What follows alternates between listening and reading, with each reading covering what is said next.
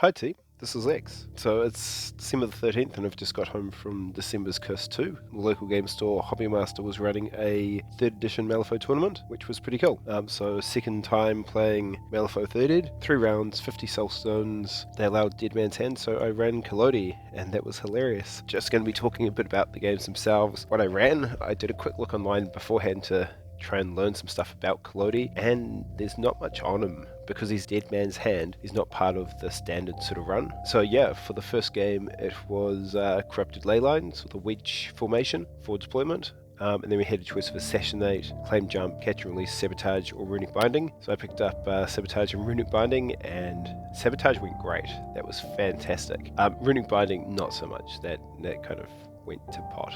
That didn't really happen.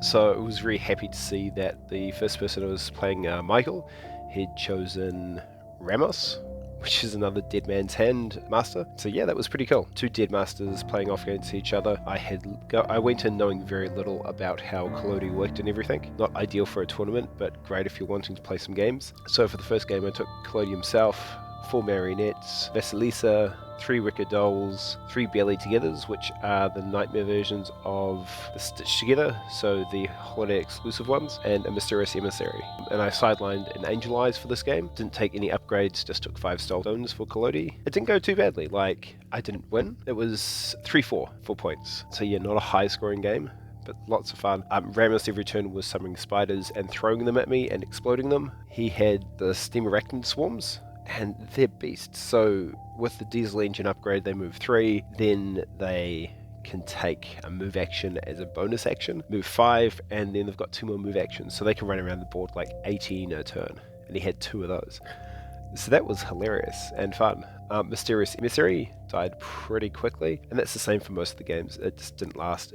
I need to learn how to play it. It may not fit in a Collodi crew that well. Most factions, emissaries are like must includes, and it's like, yeah, I'll need to learn better. There's lots of cool stuff he does, but I was just not getting the Land's Hunger working off his attacks. I wasn't able to get up to like the damage I needed to. Wicked Dolls and Barely Together were fantastic. So Barely Together, I was moving twice, triggering the Lucid Dream to mill my deck, and then Wicked Doll on their activation would creep along, which is their move, and then move another time and place a scheme marker or move twice. So essentially giving them 15 moves. So Wicked Doll were quite walky, so when they trigger the creep along, they can target any friendly model in line of sight. So Marionettes could also do that, like really long push. Marionettes I basically just use as tar pit, so just throwing them at Michael's stuff all game.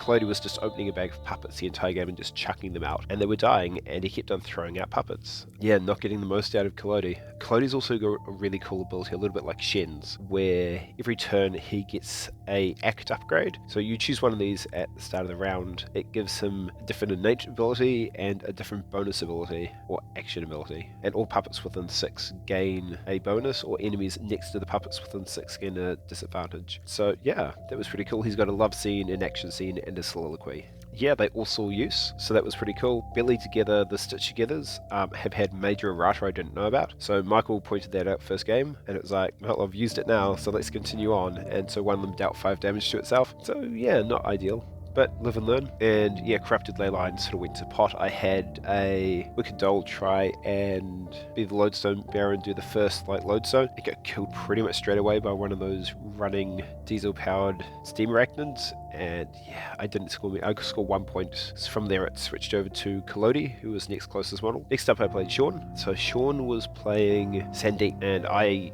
vaguely knew how Sandeep worked in second ed, but no idea in third ed. So it turns out he just summons a ton of stuff. Like, it was phenomenal. So for this game I took Collodi, 4 Marionettes, Vasilisa, Mysterious Emissary, and 2 Barely Together, 2 Wicked Dolls, and Angel Eyes. So for this one we had Recover Evidence as the strat, and then for schemes we had Vendetta, Take Prisoner, Leave Your Mark, Hidden Martyrs, and Spread Them Out. So I chose Vendetta. I chose it kind of wrong. When I revealed it, my opponent pointed it out, so I had to change the target for that. He was okay with that rather than having me not score it at all. He offered, so that was pretty cool. And the other one I chose was Spread Them Out, which is putting ski markers on my enemy side of the board, and man, that's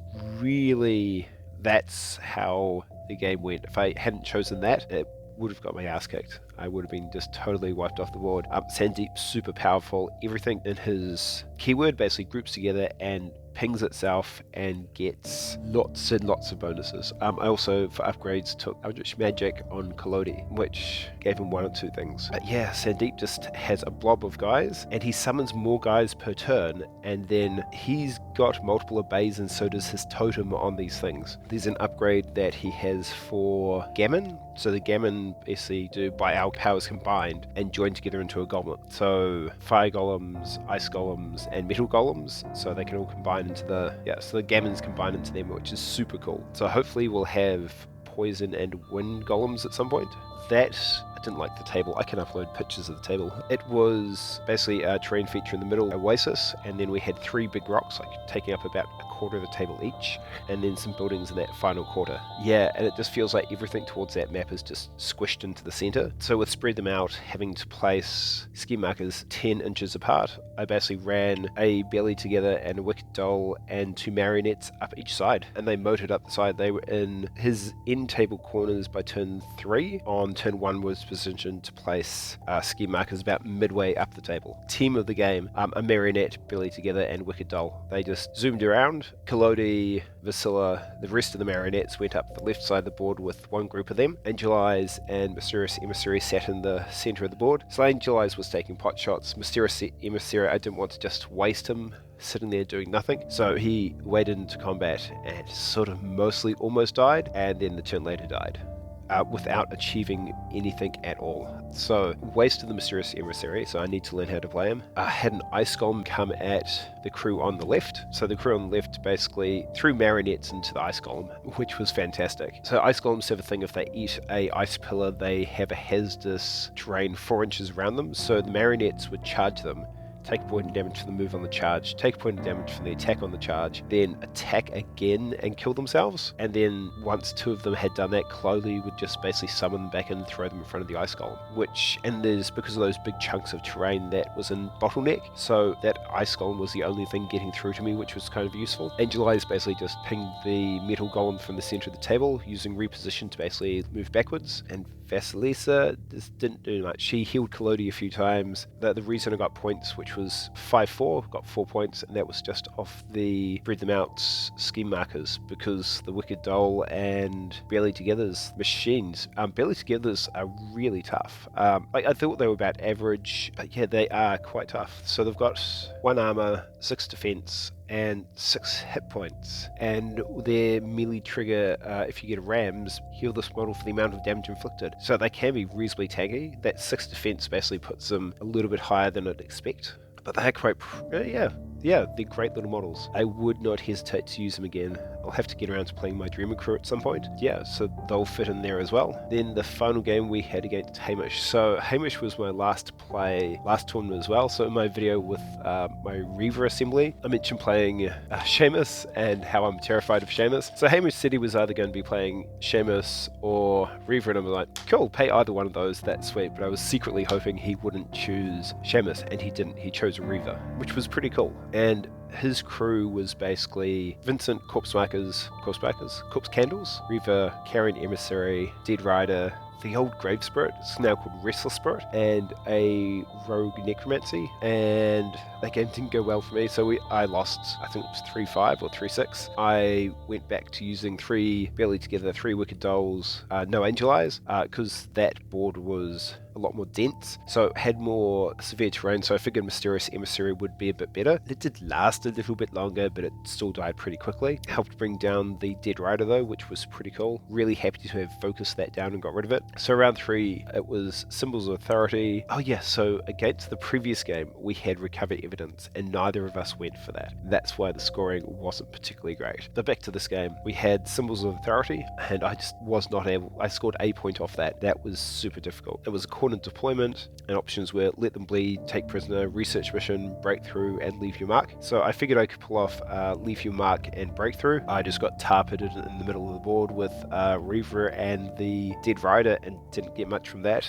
I sent off a little group of a barely together, a wicked doll and 2 marionettes to grab the first symbol of authority and defend my own since we both had tokens close to each other. Yeah, so that went really badly. I figured I'd try punching the Restless Dead, the old Grave Spirit model. Yeah, and I just couldn't. Every card flip was just terrible against it. It's like, got it down to 1 point, and then the following turn it healed, and into the game, 3 of those models were wiped out in 1 activation by the Rogue Necromancer. It was just chomp, chomp, chomp.